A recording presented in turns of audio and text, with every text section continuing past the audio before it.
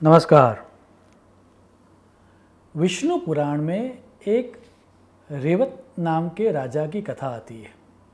उसके 99 अलग भाई थे, सो टोटल मिला के 100 लोग थे और उसकी एक पुत्री थी जिसका नाम था रेवती। जब उसकी उम्र बढ़ी और जब वो शादी के योग्य हो गई तब सभी भाइयों के बीच में यह प्रश्न जगा और इवन रेवती के दिमाग में भी यह प्रश्न जगा कि मैं किसके साथ शादी करूं। तो उन्होंने एक लिस्ट बनाया और रेवत और रेवती ब्रह्मलोक गए ब्रह्मा जी को पूछने कि ये जो लिस्ट है उसमें से आप स्क्रूटिनाइज करके हमें ये बताएं कि रेवती के लिए अच्छा वर कौन सा रहेगा। जब वो ब्रह्मलोक पहुँचे तब ब्रह्मा जी हा और हु नामक 2 गांधर्वों का गान सुन रहे थे। तो रेवत ने ये सोचा कि मुझे एज ए कर्टसी मुझे वेट करना चाहिए, तो वो वेट करने लगा। थोड़े क्षणों के बाद जब गान कंप्लीट हुआ तब रेवत रेवती को लेकर ब्रह्मा जी के पास गया और उन्होंने कहा कि ब्रह्मा जी, हमारे सबके दिमाग में यह कन्फ्यूज़न है कि रेवती की शादी किसके साथ की जाए।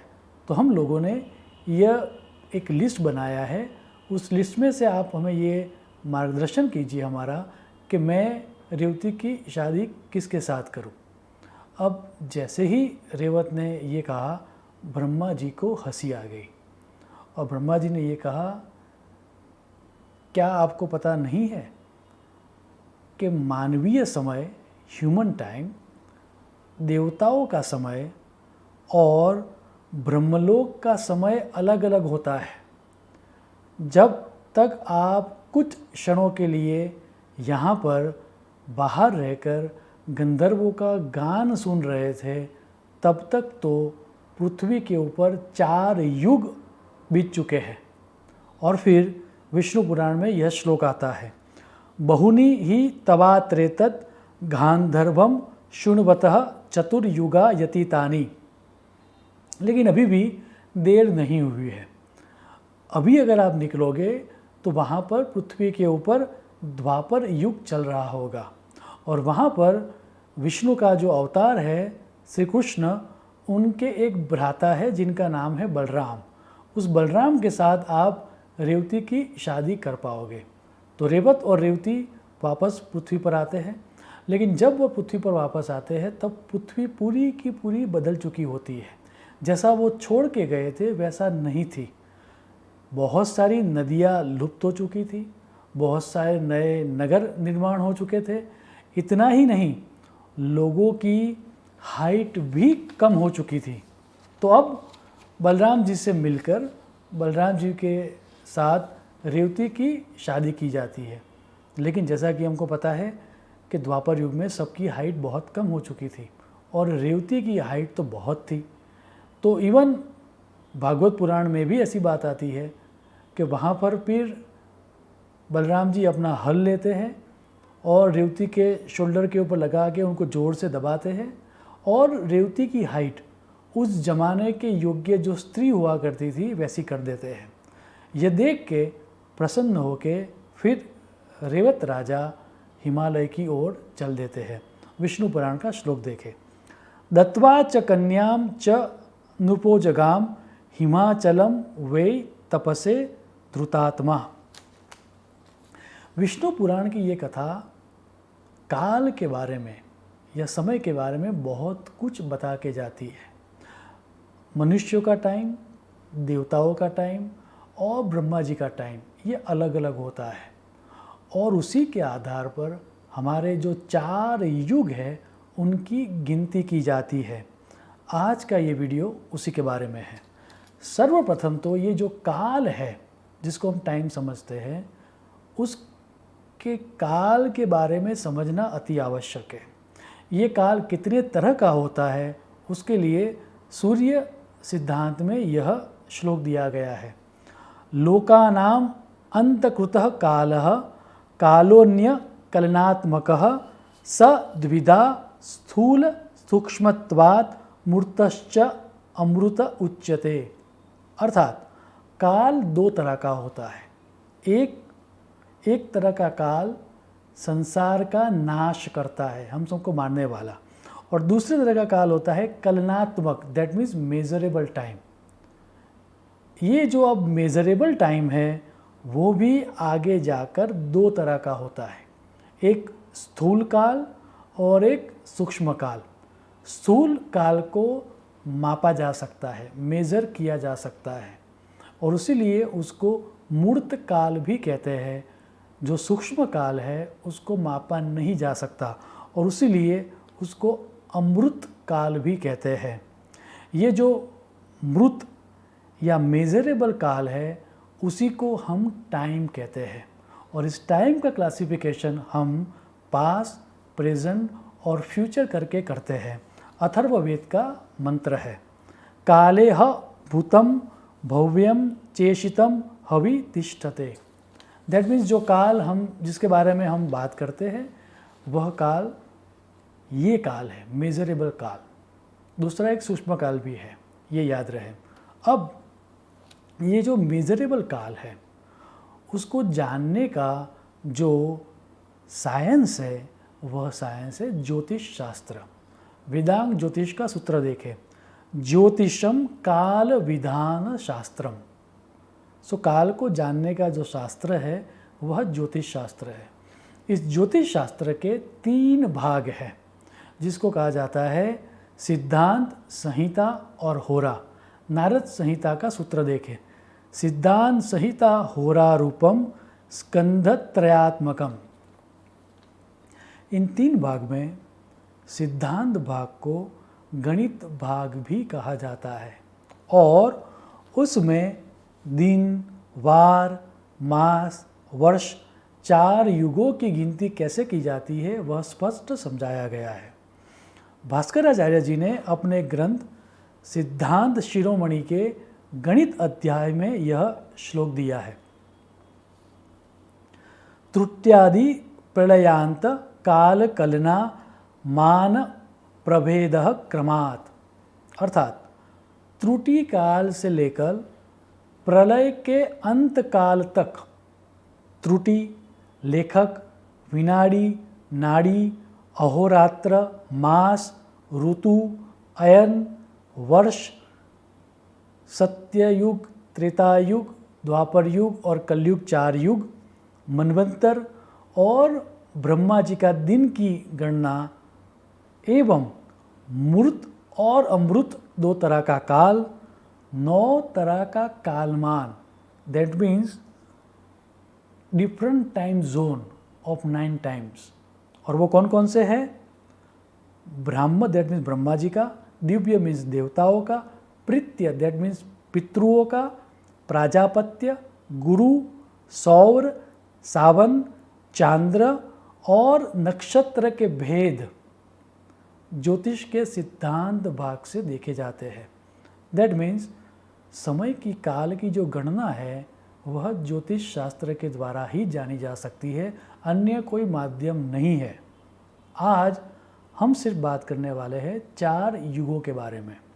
अब जो एक काल है उस काल की सर्टेन जो क्वालिटीज़ है उसके आधार पर उसका वर्गीकरण किया गया है, और वही वर्गीकरण हमारे 4 युग है जो कि है सतयुग, त्रेतायुग, द्वापर युग और कलयुग। और उसके बारे में भागवत पुराण में स्पष्ट श्लोक दिया गया है कि यह प्रत्येक युग कितने समय का होता है। आप भागवत पुराण का श्लोक देखें, कृतम त्रेता द्वापरंच कलिश्चेति चतुर्युगम दिव्यै द्वादशभिर्वर्षैः सावधानम निरूपतिम। अर्थात सतयुग, त्रेतायुग, द्वापर युग और कलयुग ऐसे 4 युग होते हैं। उनका जो टोटल समय होता है वह होता है 12,000 दिव्य वर्ष या देवताओं का वर्ष। उसमें सबसे छोटा जो होता है वह होता है कलयुग। कलयुग होता है 1000 साल का, उससे दुगुना दैट मीन्स द्वापर युग हो जाता है 2000 दिव्य वर्ष का, उससे 3 गुना ज़्यादा हो जाता है त्रेतायुग और वो हो जाएगा 3000 दिव्य वर्ष का, और उससे 4 गुना ज़्यादा दैट मीन्स 4000 दिव्य वर्ष टाइम का हो जाएगा सतयुग। अब अगर आप टोटल करो 1 + 2 + 3 + 4 तो 10,000 दिव्य वर्ष ही होता है, लेकिन यहाँ पर तो शास्त्र में बताया गया है कि वह टोटल होता है 12,000 दिव्य वर्ष। तो फिर शास्त्र में आगे जाकर एक अन्य सिद्धांत भी दिया गया, और सिद्धांत वो ये है कि प्रत्येक युग का 10% टाइम पूर्व संध्या और 10% टाइम अंतिम संध्या होता है। जैसे कि कलयुग के वास्तविक वर्ष जो हो गए इसके आधार पर 1000 प्लस 10,000 10% ऑफ 1000 तो वो जाएगा 100 एंड अगेन 10% ऑफ 1000 तो अगेन हो जाएगा 100। सो कलयुग का टोटल ईयर्स जो होंगे दिव्य वर्ष वो होंगे 1000 + 100 + 100 = 1200 दिव्य वर्ष। अब उससे दुगुना करेंगे दैट मीन्स 2400 दिव्य वर्ष हो जाएंगे द्वापर युग के, उसको तिगुना करेंगे दैट मीन्स 3600 हो जाएंगे दिव्य वर्ष त्रेता युग के, और सतयुग के भी in a very same principle 4000 + 4000 + 400 10% of 4000 and again 10% of 4000 so हो जाएगी उसकी दिव्य वर्ष 4800 दिव्य वर्ष। और ये पूरी गाणितिक सिद्धांत को समझाते हुए मनुस्मृति में यह श्लोक दिया गया है। आपके रेफरेंस के लिए यह श्लोक दे रहा हूँ मैं। इतरेषु स संध्येषु स संध्यांशेषु च त्रिषु एकापायेन वर्तन्ते सहस्त्राणि शतानि च। सो एक बात तय हो गई, कन्फर्म हो गई कि जो कलयुग है वह 1200 दैट मीन्स 1200 1200 दिव्य वर्ष का है। उससे दुगुना 2400 द्वापर युग है, उससे 3 गुना 3600 त्रेता युग है, और उससे 4 गुना 4800 ईयर्स का सतयुग है। अब ये जो पूरी गणना हुई उसको अगर आप ध्यान से देखो तो इन सब में दिव्य वर्ष की बात की गई है। दिव्य वर्ष का अर्थ है देवताओं का वर्ष। तो देवताओं का वर्ष और मनुष्य के वर्षों के बीच में क्या कोरिलेशन है वो भी समझना आवश्यक है, तभी हम हमारे वर्ष गिन पाएंगे। और उसके लिए गणना के लिए अगेन हमें जाना पड़ेगा ज्योतिष के पास, और उसके लिए हम जाएंगे चांद्रमास के प्रिंसिपल के ऊपर, क्योंकि भारतीय वैदिक मास की गणना चंद्रमास से की जाती है। अब जैसा कि हमें पता है कि चंद्रमा के 2 पक्ष होते हैं, शुक्ल पक्ष और कृष्ण पक्ष। 15 दिन चंद्र बढ़ता है, 15 दिन चंद्र घटता है, और टोटल समूह मिला के एक मास बनता है। सो उसके लिए तैत्तरीय संहिता में स्पष्ट सूत्र दिया गया है, चंद्रमा वै 15। सो 15 × 2 हम करेंगे, सो 30 दिन का एक चंद्र का मास हमें मिलेगा। और वैसे कितने मास है हमारे पास, तो 12। सो 12 × 30 = 360। सो एक भारतीय जो समय है, वैदिक जो वर्ष है पूरा, वो 365 का नहीं होता, याद रहे, वह होता है 360 डेज का। अब ये तो हो गया एक मनुष्य वर्ष। शास्त्रों में आगे जाके ये बताया गया है कि जो मनुष्य का एक वर्ष होता है वही देवताओं का एक दिन होता है। आप तैत्तरीय ब्राह्मण का सूत्र देखें, एकम वा एतत् देवानामः यत् संवत्सरः। सो अर्थ का ये हो गया, इक्वेशन अगर बिठाना है तो इक्वेशन ये होगा 360 मनुष्य दिन = 1 दिव्य दिन। अब कलयुग के जो वर्ष थे वह वर्ष थे 1200 दिव्य वर्ष। सो अगर हम 1200 × 360 करेंगे तो वो आंसर आएगा 4,62,000 4,32,000 मनुष्य वर्ष। सो कलयुग के 4,32,000 मनुष्य वर्ष होंगे। इससे अगर हम दुगुना करेंगे 2 टाइम्स तो 8,64,000 वर्ष द्वापर युग के होंगे। कलयुग का 3 टाइम करेंगे तो 12,96,000 ईयर्स त्रेता युग के होंगे। और कलयुग के 4 टाइम्स करेंगे तो 17,28,000 वर्ष सतयुग के होंगे। मनुष्य जो हमारे वर्ष है उसकी बात कर रहे हैं।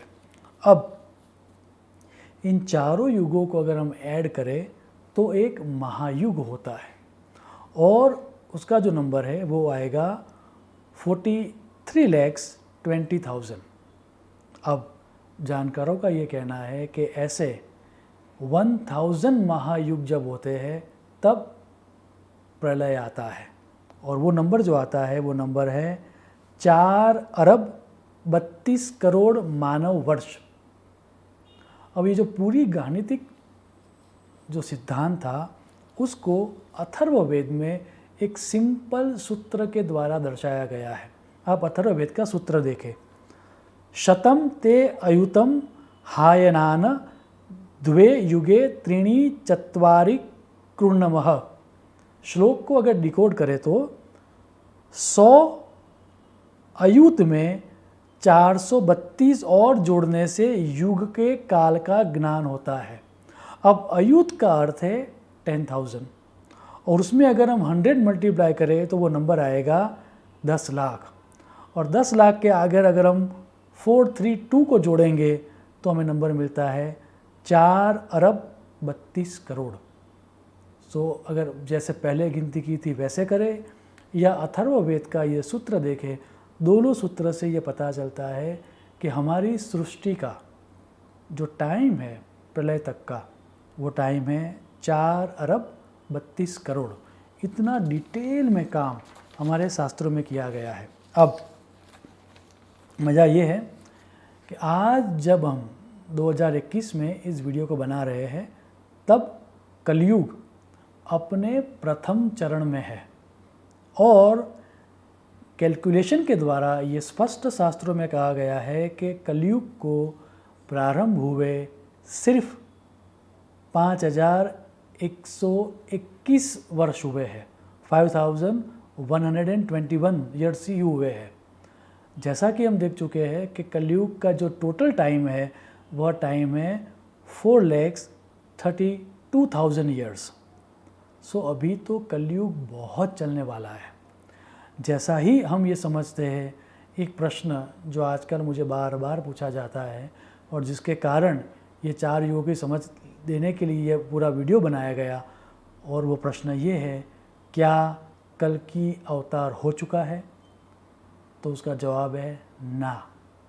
सभी पुराणों में ऐसा स्पष्ट कहा गया है कि कल की अवतार कलयुग के अंत में होने वाला है और कलयुग का अंत 4,26,879 ईयर्स के बाद होने वाला है।